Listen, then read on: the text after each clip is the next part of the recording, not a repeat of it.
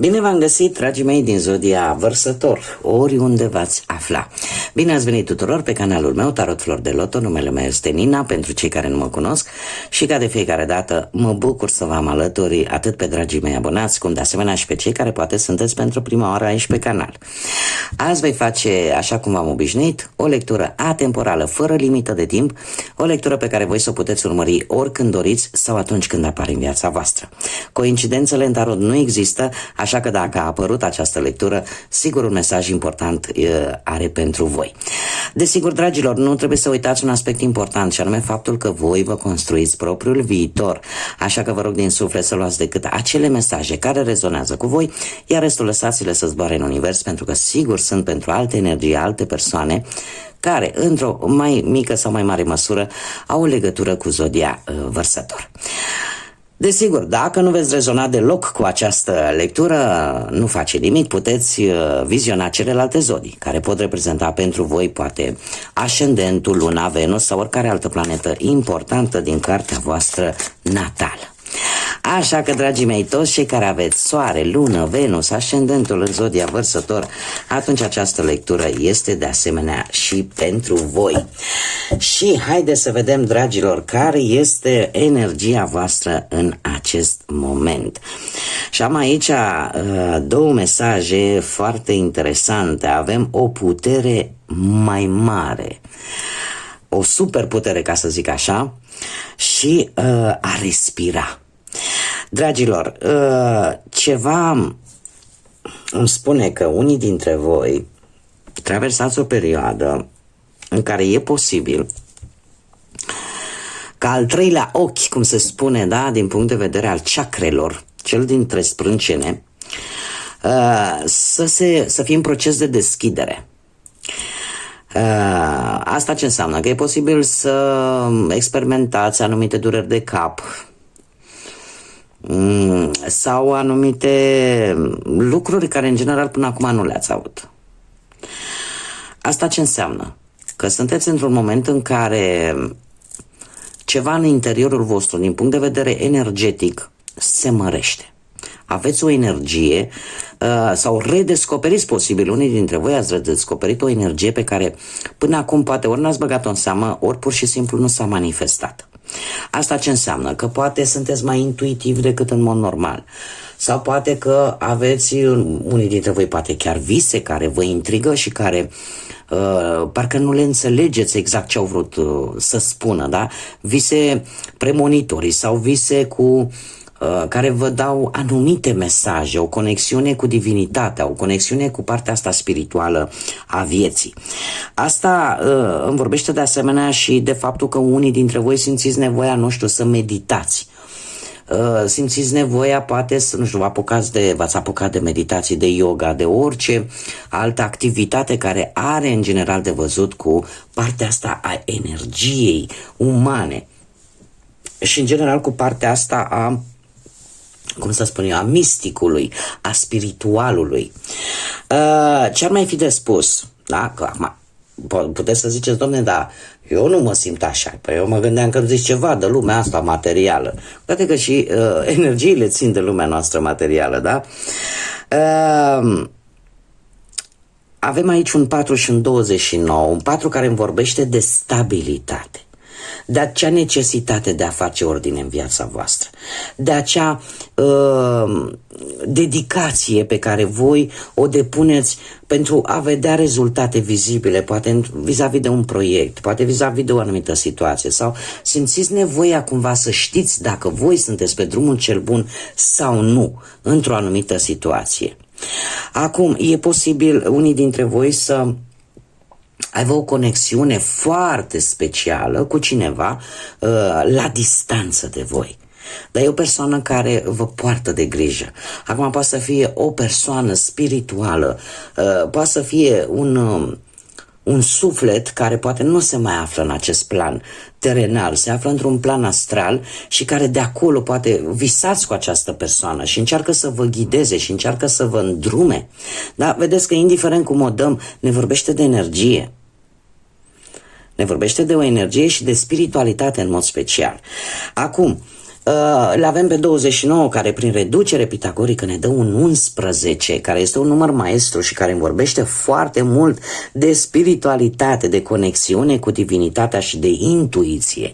Deci, indiferent cum am dat-o, dragilor, cel puțin pentru unii dintre voi, sunteți într-un moment de transformare, într-un moment în care vă dați seama că puteți mai mult și că totuși există cineva care încearcă să vă ghideze, încearcă să vă îndrume pe drumul ăsta cel pe care voi trebuie să mergeți. Da? Haideți să vedem ce ne spune tarotul, dragilor, pentru voi din Vărsător, pe partea asta profesională, viața profesională. Întors o carte. Unii dintre voi de curând ați fost puși în situația de a lua o decizie, de a face o alegere din punct de vedere profesional. Haideți să vedem despre ce este vorba. Avem un 8 de monede, dragii mei. E posibil. Avem aici cel puțin două variante pe care eu o să vi le expun imediat. Nu știu dacă zodia Balanță vă spune ceva, dacă are sau nu legătură, sau zodia Fecioară, pe planul ăsta al carierei, al profesiei, al muncii, da? Avem așa, acest 2 de spade. Posibil unii dintre voi să fiți într-o stare de blocaj. Sau ați fost blocați un pic. De ce? Pentru că ați așteptat un răspuns. Dacă totul se pare că totul a fost corect, da? Nu știu, când vorbim poate de documentație sau, nu știu, poate așteptați un răspuns în schimbarea la ceva, la contractul actual de muncă pe care voi îl aveți, sau poate așteptați un răspuns pentru vreun job. Da, și ați fost o perioadă destul de blocați în care nu știați, domne, se aprobă, nu se aprobă, ceva de genul ăsta. Trebuie să vă spun cu acest 8 de monede că va ieși cumva, dacă toate documentele au fost bune, tot ceea ce tu ai trimis, tot ceea ce tu ai făcut din punctul ăsta de vedere profesional a fost ok, sunt mai șanse să ai să vină un răspuns pozitiv pentru tine. Într-adevăr, e posibil unii dintre voi poate să primiți mai multe responsabilități la locul de muncă. Da? Trebuie să fiți un pic mai atenți la detalii. Alții care așteptau poate un răspuns relaționat cu jobul, e posibil să găsiți un post care să-ți pună la probă abilitățile pe care tu le ai, să fie un post foarte exigent, care să ceară foarte mult.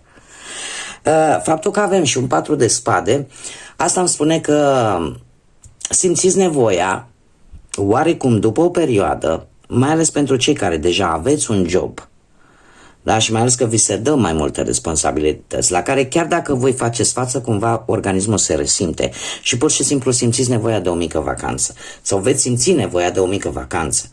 Veți simți nevoia să vă, cum să zic eu, de odihnă, pur și simplu. Dacă nu vorbim de acest lucru, chiar dacă veți primi un răspuns pozitiv relaționat cu jobul, un job foarte, cum să spun eu, care cere foarte multă atenție la detaliu, da? Activitatea care se face acolo este una în care ți se cere foarte multă atenție la detalii, un post foarte exigent, trebuie să aveți răbdare, pentru că și dacă vă încercați așa să le faceți toate dintr-o dată, lucrul ăsta vă poate afecta din punct de vedere al sănătății, vă poate aduce așa o stare de sfârșeală, de oboseală cronică, ca să zic așa. Deci, totuși, încercați să vă menajați, da? Eu știu că vreți să impresionați, vreți să arătați că știți că puteți, dar faceți-o treptat, pentru că lucrul ăsta vă poate duce la o epuizare, da? La o oboseală sau chiar ceva probleme de sănătate. Așa că mare grijă.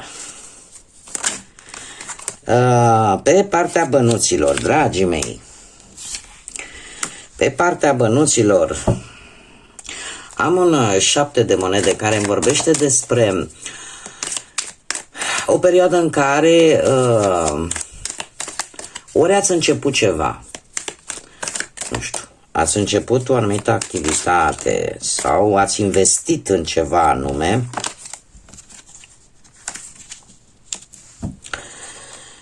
și așteptați să vedeți rezultate. Este foarte interesant de ce avem îndrăgostiții un alt semn de aer, la fel ca și voi, gemeni, care îmi spune în felul următor: într-adevăr, vin posibil anumite beneficii, dar care sunt temporare. Dar poate să vă vină o mică sumă de bani în ceva ce voi ați investit sau pentru care voi ați muncit în trecut, dar nu va fi pe termen lung. Va fi pe o anumită porțiune de timp și nu va fi acum o sumă extraordinară, va fi exact cât vă trebuie vouă. Acum am de asemenea un 7 de cupe și roata norocului. Un 7 de cupe care îmi vorbește de oferte. Iar pe partea asta banilor, cumva ți se... Este foarte interesant. De ce? Pentru că 7 de cupe în general ne vorbește de oferte înșelătoare. Dar totuși avem roata norocului, care vorbește de schimbări bruște, de anumite schimbări karmice, aș spune, care sunt relaționate cu banii. Haideți să mai pun încă o carte, te rog, pentru partea financiară. Încă o carte, te rog.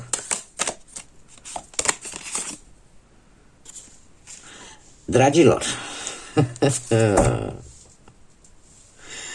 dragilor dragi,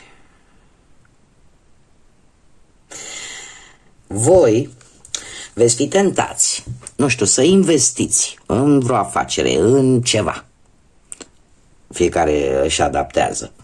Veți fi tentați să investiți, dar lucrul ăsta, chiar dacă aparent această ofertă glamuroasă, strălucitoare, care să vă ia așa un pic fața, va duce la o schimbare bruscă, va duce la un eveniment care are o conotație karmică și care are legătură cu niște bani din trecutul vostru îndepărtat.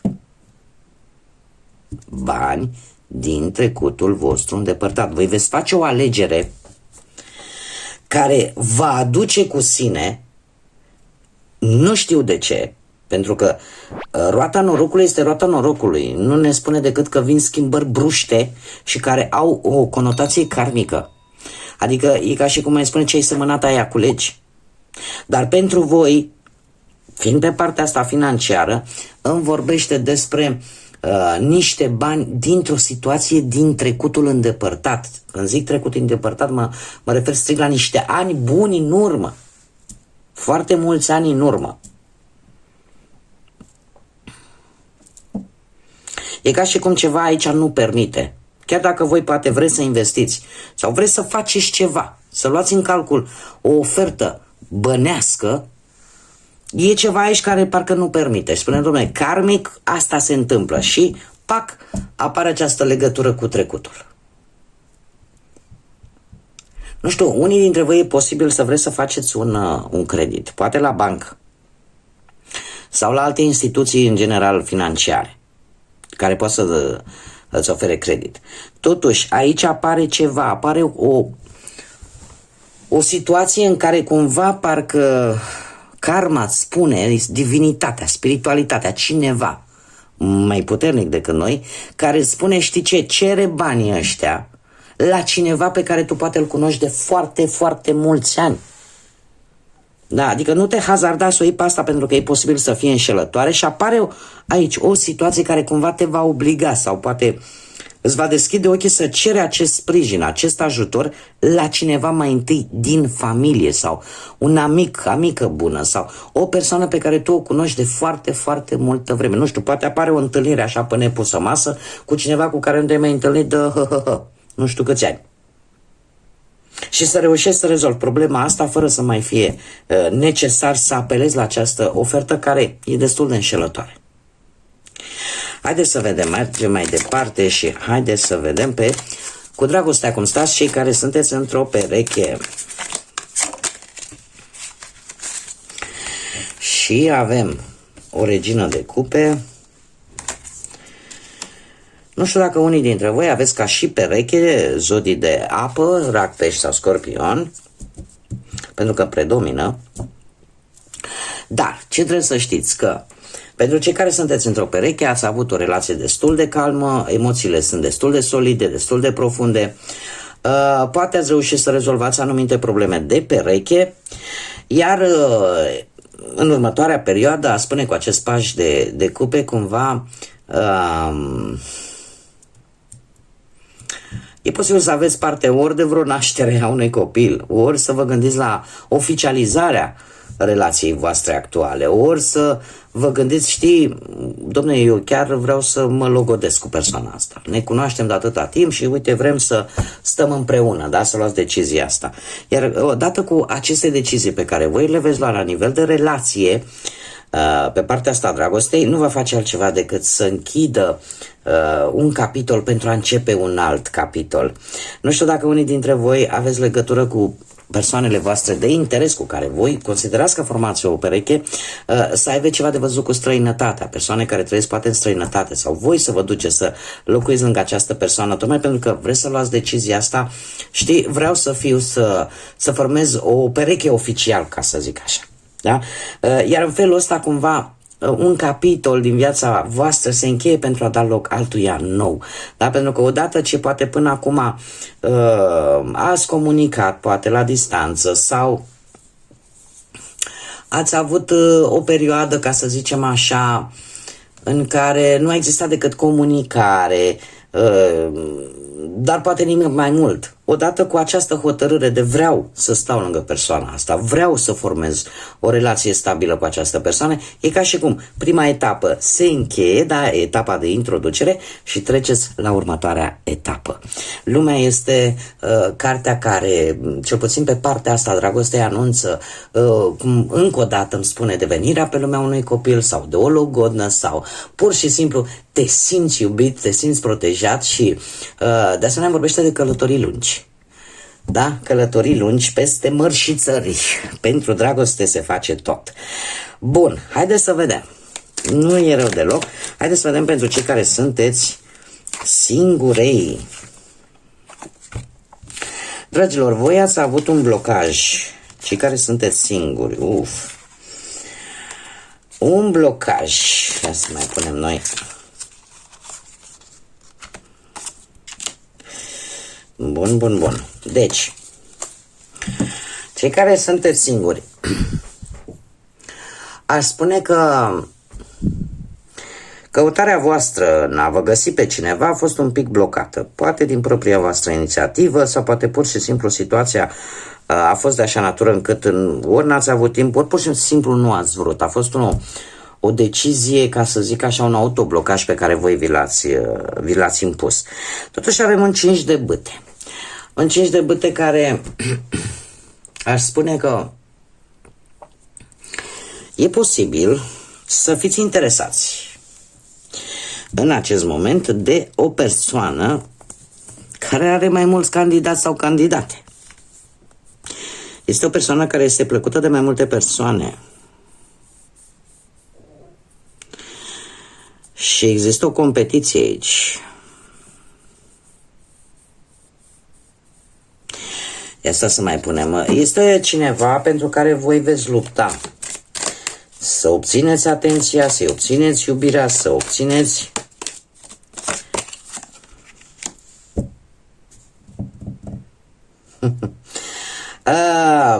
deci, punctul vostru de interes posibil să fie într-adevăr cineva, să fi pus voi ochii pe cineva, doar că persoana asta este foarte curtat, da?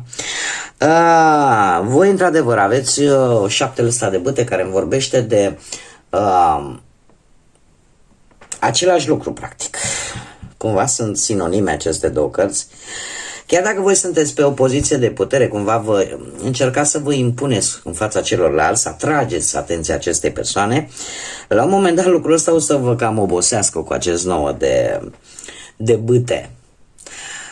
Și a zice că sunt șanse să-i câștigi inima acestei persoane, dar vei duce o luptă destul de lungă cu ceilalți sau cu celelalte. Am vrut să mai pun o carte ca să văd totuși cum se va finaliza, pentru că aici într-adevăr este o luptă continuă. Și avem un 3 de bâte. Un 3 de bâte care îmi spune că sunt șanse mari să obții ceea ce tu îți dorești vis-a-vis de persoana care te interesează pe tine și care implică posibil o călătorie. Ceva care obții în urma unei călătorii. Este ceva, cumva, tot efortul ăsta pe care tu îl depui acum, care tu îl faci în acest moment și încă o perioadă de timp, nu va face altceva decât să îmbunătățească situația. Și e posibil să fii dispus chiar să faci o călătorie pentru a deține cumva controlul situației. Haideți să vedem ce ne spun spiritele animalelor, ce mesaje au pentru voi, dragii mei din Vărsător, pentru următoarea perioadă. Să fii asertiv. Ce înseamnă asta? Imediat vă explic. Și avem puma, da? Acea pumă care o găsim în America de Nord și îmi spune în felul acesta: în liniște tu poți găsi puterea. Cere, cum să spun eu, acea putere de a conduce. Ia-ți rolul de lider, acel lider care vrea să treacă la acțiune. Știi foarte bine unde trebuie să mergi, ceea ce trebuie să faci, ai curajul necesar și ai încrederea pentru a reuși. Acum, ce înseamnă a fi asertiv? Înseamnă de a explica. În primul și în primul rând, acest mesaj îți spune că trebuie să iei lucrurile un pic mai diplomat. Da? În liniște îți găsești puterea. Adică nu trebuie să fie totul zgomotos. Nu trebuie, dacă e ceva care te deranjează, nu trebuie să uite, dau un exemplu. A fi asertiv, de fapt, înseamnă a spune același lucru într-o manieră mai puțin agresivă sau aproape deloc agresivă. Și acum o să vă dau un mic exemplu ca să mă înțelegeți de fapt ce înseamnă asertivitatea asta. De exemplu, în loc să spui unei persoane care te deranjează, care te joacă acolo pe gât și te enervează maxim, o să-i spui într-un mod foarte agresiv, da? Să-i spui mai du-te și mai lasă-mă și du-te învârtindu-te, da? Se vede agresivitatea, da? Poate ai putea să spui: știi, uite, m-am gândit mai bine, nu sunt dispus în acest moment să-ți suport toate lucrurile pe care tu mi le spui, nu mă regăsesc în ele, așa că prefer, mai bine te las să vergi nervii pe cine vrei tu și eu plec. Este o totală diferență între prima variantă și a doua variantă.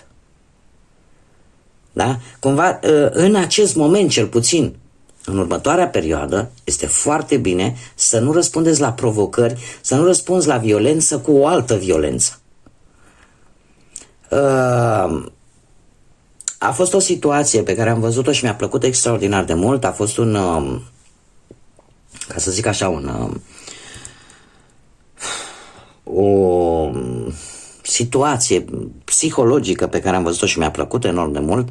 Un caz în care un mentor a vrut să le demonstreze studenților cum poți bloca o persoană agresivă fără ca tu să fii agresiv. Și chiar a luat pe cineva din aulă, a urcat acolo, dus-o lângă el și ce-ți vine ție, nu știu, jignește-mă, spune-mi ceva. Și persoana respectivă, la un moment dat, a început să spună, vă dați seama, ce i-a ieșit pe gură. El, la fiecare afront, la fiecare jignire, la fiecare lucru care îl spunea studentul, îi răspundea cu calmitate. Bine, de exemplu, dacă îi spunea, ce ești urât? Da, uite, vezi, tu ești frumos. Posibil să fiu un pic mai urât decât tine, dar tu ești frumos în felul tău. Și la un moment dat lucrurile astea au mers atât de departe încât efectiv cel care agresa verbal nu mai avea ce să spună. Deci efectiv a rămas studentul și a spus ce efectiv nu știu ce să mai zic. Deci s-a blocat. Aceasta înseamnă de a fi asertiv. De a spune lucruri care pe tine te deranjează și pe bună dreptate te deranjează, de la persoane care sunt agresive verbal cu tine sau care îți fac rău, să o spui într-o manieră clară, să o spui într-o manieră, cum să spun eu, hotărâtă, dar sub o altă formă. Cred că m-am făcut destul de bine înțeleasă cu acest mesaj, care este un mesaj important, pentru că am văzut foarte, și mulți dintre noi, inclusiv eu, de ce să vă zic, mai ales că atunci când conduc și mai mese temir cine care face niște greșeli catastrofale și pe moment atunci, dar cel puțin nu mă aude, da? Îmi ies pe gură niște perle extraordinare, vorba lui Dăm Rădulescu, niște înjurături, 3 jolii, de nu-l mai spală nici apa Iordanului, dar cel puțin nu mă aude. Deci pot să mă manifest pentru că nu mă aude. Bun. Care este mesajul îngerilor pentru voi, dragilor? Aer proaspăt. Organismul tău are nevoie să respire aer curat, să se încarce de oxigen, care provin din natură, din partea asta a naturii, da? Din arbori, din plante, din flori. Așa că trebuie să ieșiți în următoarea perioadă, să ieșiți mai mult poate afară, să pur și simplu să vă bucurați de natură.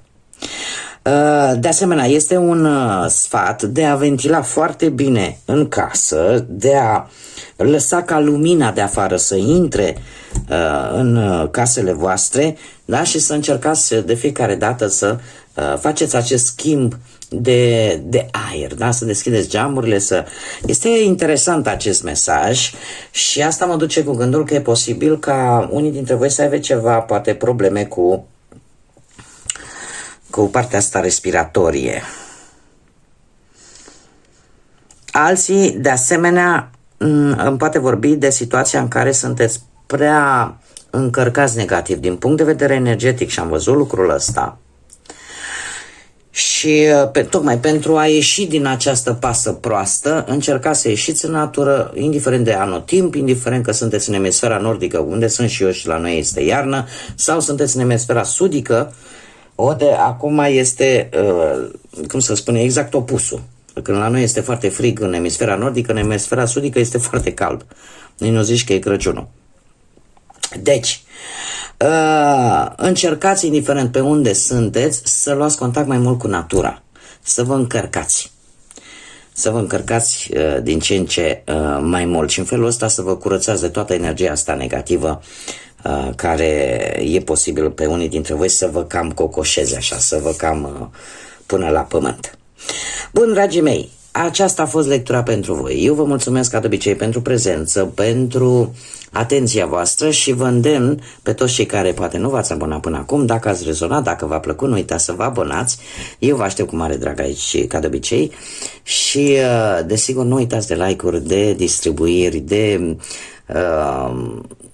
de comentarii, da, pe care eu le aștept din partea voastră și vă răspund desigur la toată lumea în măsura timpului disponibil. Oricum, vă doresc o perioadă plină de multă energie pozitivă și de multă lumină în suflete și în gânduri. Până data viitoare, când ne vom revedea, numai bine vă doresc și să fiți iubiți, dragilor!